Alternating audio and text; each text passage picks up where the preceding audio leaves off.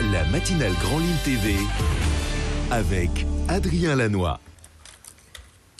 Bonjour à toutes et à tous, bienvenue sur Grand Lille TV en direct à 7h30 en ce lundi 6 juin. Toute l'actualité du jour dans votre métropole lilloise et d'abord les prévisions météo. On attend un temps plus chaud et ensoleillé et d'abord ce matin, puis le retour des nuages au fur et à mesure de l'après-midi et un risque d'orage de nouveau en fin de journée. Quelques averses également selon Météo Service. Les températures, elles seront bien plus élevées. On aura jusqu'à 25 ou 26 degrés au maximum cet après-midi.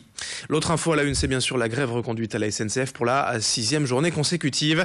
On annonce donc dans la région en circulation 2 TER sur 3, 2 TER-GV sur 3 également, 8 TGV Lille-Paris sur 10 et 1 TGV sur 2 pour la province. Toutes les infos comme d'habitude sur sncf.com. Du côté des voyageurs et des usagers, ces grèves successives sont de plus en plus mal vécues. Tout de même, chaque jour, des trains supprimés ou retardés. Ceux qui circulent tout de même sont bondés, et si bien que les associations d'usagers ont décidé de réagir, d'exprimer leur colère. Ce qu'ils dénoncent avant tout, c'est le manque de considération les concernant. Le peu d'informations dont ils disposent à chaque journée de grève.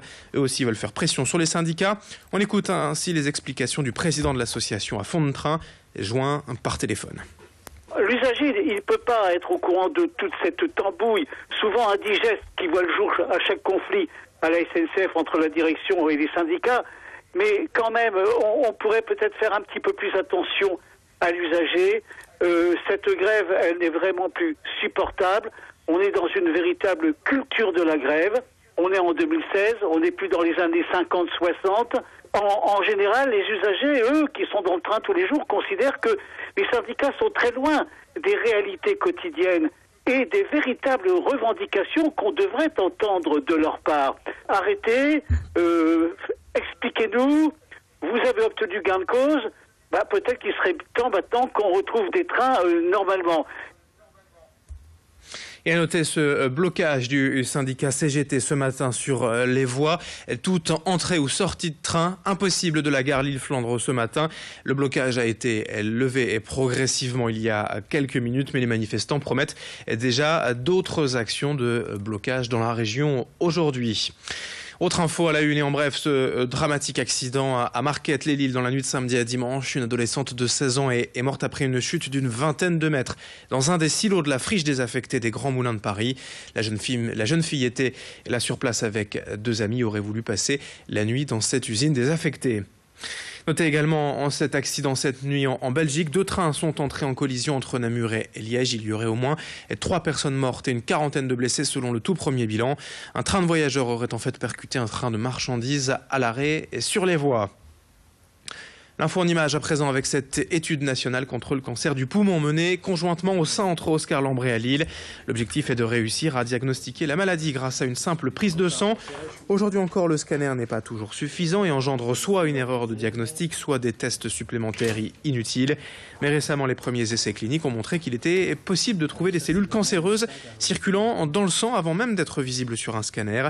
Le service de pneumologie recherche donc des volontaires pour ce projet, des personnes de plus de 50 ans, fumeurs réguliers. Présentation de cette étude des premiers signes au micro de Clotilde Leguévac avec ce spécialiste à Lille. C'est ça le drame d'ailleurs du cancer du poumon, c'est que souvent les signes d'appel, ça peut être de la fatigue, parfois d'amaigrissement ou un essoufflement, une toux, des crachats de sang. Ces signes-là sont souvent tardifs parce que la cage thoracique est grande, il y a de la place et donc malheureusement un petit nodule peut se développer pendant longtemps sans faire parler de lui et qu'au moment où on entend parler de lui, malheureusement c'est parce qu'il s'est déjà étendu à des organes importants, voire il a donné des métastases. Donc c'est le problème du cancer du poumon. Si on se limite à attendre qu'il y ait des signes cliniques, c'est souvent un peu tard. Donc c'est pour ça que l'enjeu du dépistage est crucial pour ce cancer. L'info en bref également, plus de 6000 personnes ont défilé samedi à Lille pour la 21e édition de la Marche des Fiertés. La Gay Pride dont le parrain était cette année Jean-Luc Romero, conseiller régional d'Île-de-France et défenseur de la cause homosexuelle. Autre info à noter sur votre agenda, si vous le souhaitez, Nicolas Sarkozy, président du parti Les Républicains, sera dans la métropole lilloise mercredi. Il viendra inaugurer le nouveau siège du parti à Lille avant de participer à une réunion publique à Saint-André avec Gérald Darmanin, maire de Tourcoing, et Bernard Gérard, député maire de Marcq-en-Barœul. Une autre image pour revenir sur l'édition 2016 de Terre en Fête à Thilloy-les-Mauflaines, près d'Arras.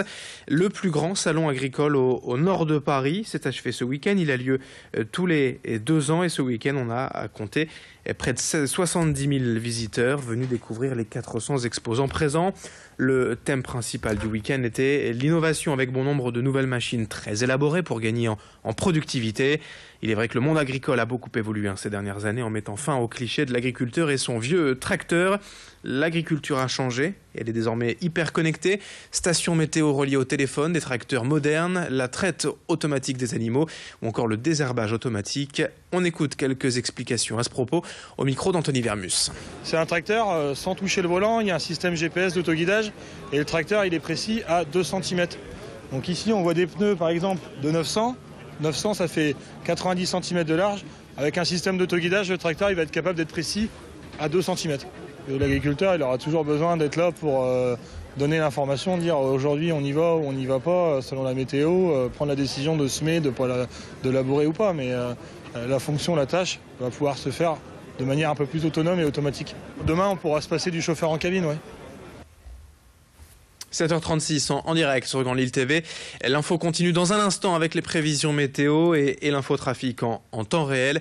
Le trafic commence déjà à se charger. Plusieurs ralentissements à signaler. On en parle avec vous dans 1 minute 30. À tout de suite.